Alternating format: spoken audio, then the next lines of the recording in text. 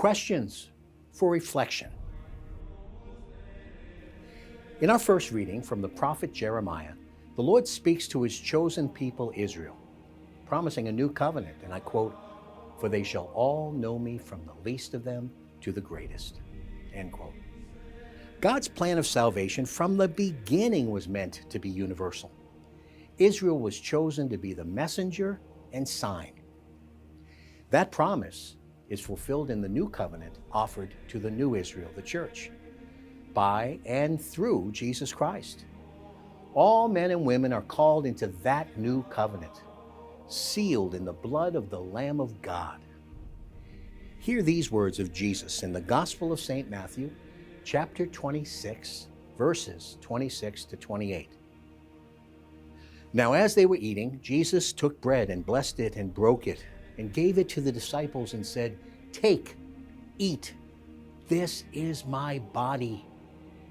And he took a cup, and when he had given thanks, he gave it to them, saying, "Drink of it, all of you, for this is my blood of the new covenant, which is poured out for many for the forgiveness of sins." These words are spoken at every Holy Mass. The prayers of David the psalmist are so honest, so personal. They reveal an intimate communion with the Lord, the kind of relationship we are all called to have and given the grace to have. The Psalms form the foundation of the Liturgy of the Hours, the Breviary, which all clergy, religious, and now laymen and women are called to pray. We should recognize this line in particular from so many Catholic devotional prayers, and I quote, "Lord, open my lips, and my mouth will speak out your praise." Let us make that prayer our own. In the Gospel which we heard today, Jesus asked his disciples the most important question in life. And the same question is asked of each one of us. Who do you say that I am? It is not just asked once, but continually. It's meant to inform the response of our entire life.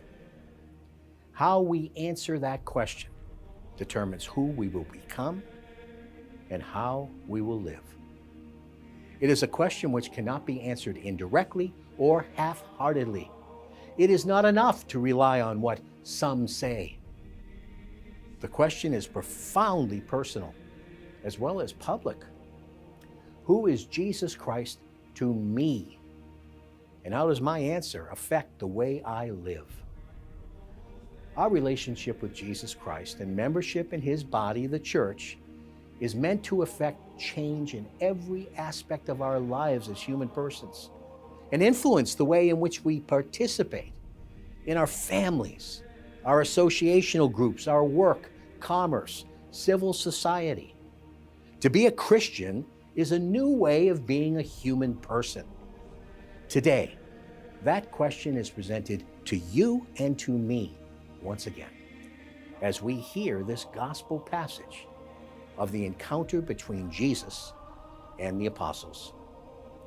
Who is Jesus Christ for me? Who do you say that he is to you? How you answer that question, and not just once, but every day, will determine who you become as well.